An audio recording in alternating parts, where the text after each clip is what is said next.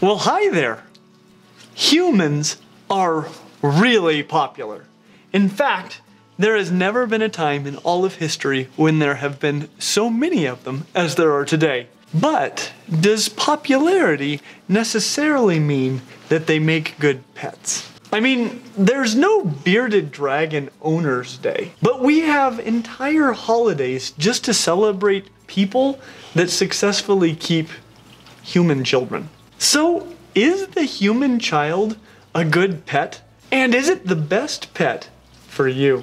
I'm here today with my two pet children. This is Owen and Penny Rose, to help us answer the question, is the human child the best pet?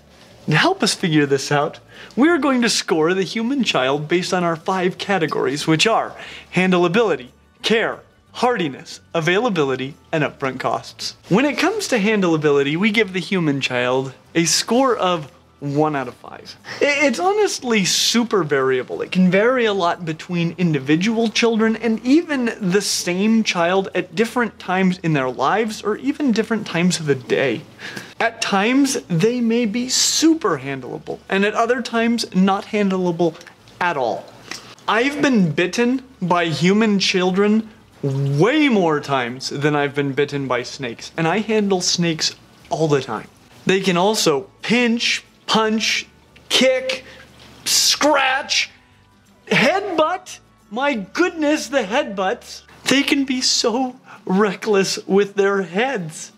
How many times a day do you like to be racked? If you answered 5 or more, then a human child might be the perfect pet for you. Young ones will frequently regurgitate. In fact, like with this one, I never pointed him at myself at any time until he was like 2 years old, because he could just drench you. And then sometimes they'll do this thing called explode, which it doesn't mean they actually like explode, but you'll almost wish it was something so minor because it's horrible and you'll have to deal with it. Poop everywhere. They also get big. They get really big, bigger than almost anything we've talked about on this channel, except for probably the American alligator. And still, they are at times going to insist that you pick them up and carry them. And this could be like while you're out on a hike and you might have miles to go carrying this big, heavy child with you. However, they are warm and they can be ridiculously cute. And they're really good to snuggle, actually, as it turns out. Yeah. And there are lots of great ways to interact with them that don't require handling. If you want a pet that you can handle all the time, or that you don't have to handle all the time, then a human child probably isn't the best pet for you. When it comes to care, we give the human child a score of 0 out of 5. This is the most high maintenance pet we've ever covered on this channel. There are a few pros, one of them being that after the first couple of years, they'll eat about what you eat. They also do well at about the same temperatures that people tend to keep their homes. So if it's comfortable for you, it's probably fairly comfortable for them as well. And they don't need any special lighting. I mean, it's a good idea to give them some exposure to the sun.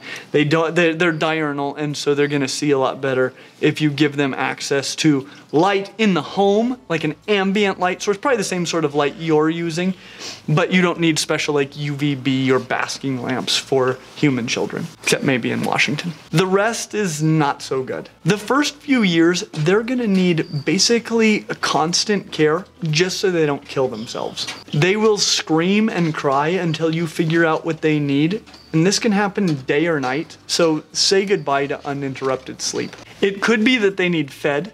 Young ones do eat their own mothers, which is both a pro and a con. There are powdered diets available as well.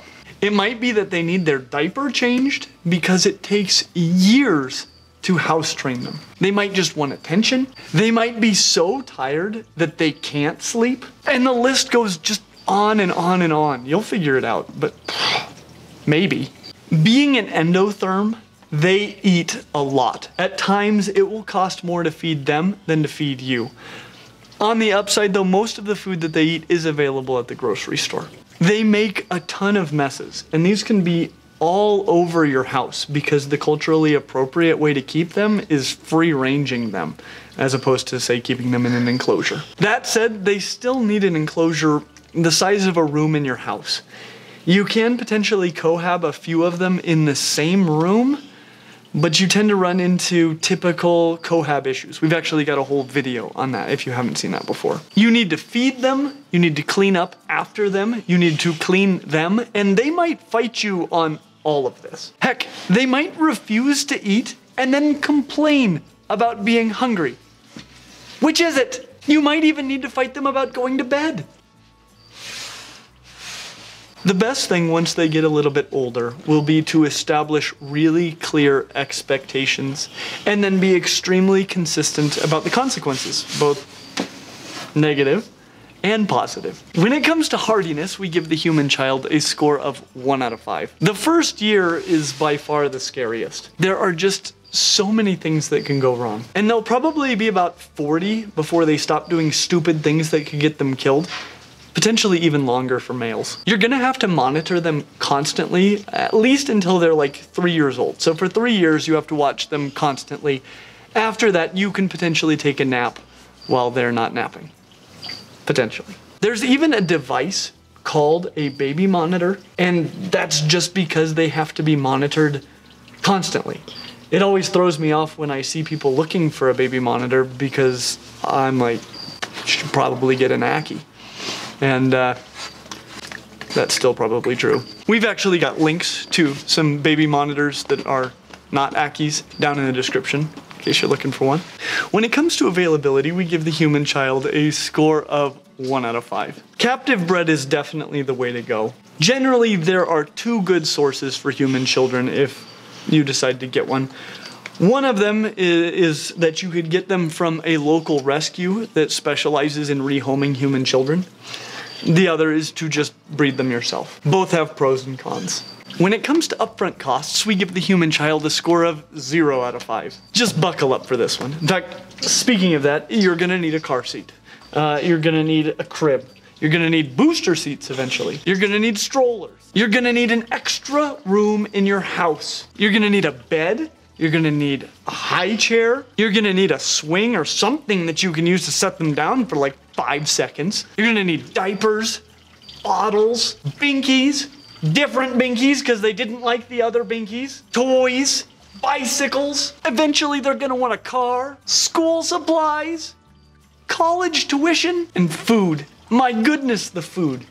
And remember, in some cases, these costs are gonna continue to accrue for like 30 years. I'm just gonna stop here, but the list goes on. They're so expensive.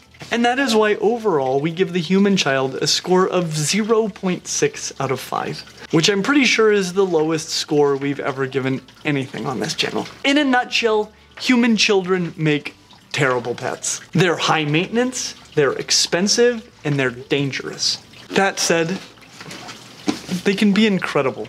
It'd be difficult to say that you could do something more meaningful with your life than to raise up a kind, responsible, loving human being. They are so much work, but they can also be a source of unending joy. Also, stress, worry, and heartbreak. They certainly aren't for all keepers at all times. But thank you so much for all of you incredible human keepers that are working so hard to positively shape the future of humanity. And happy Mother's Day. As always, like and subscribe. Check out our lists upon lists of more reasonable pets. And we hope to see you real soon. Happy Mother's Day! Happy Mother's Day.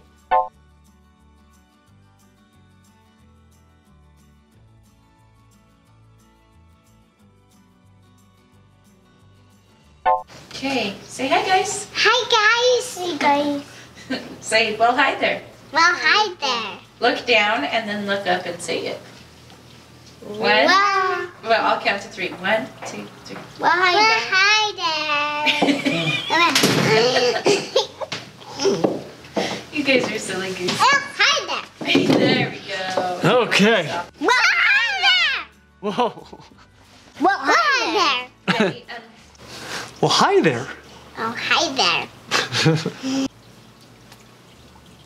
What? Is he looking guilty?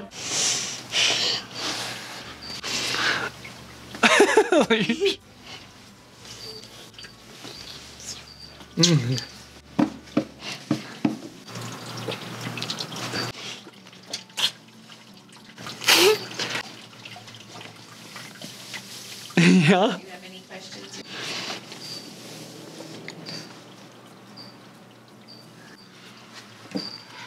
Why is everything for us so low? Bye. You guys are amazing. Bye. You guys are good pets.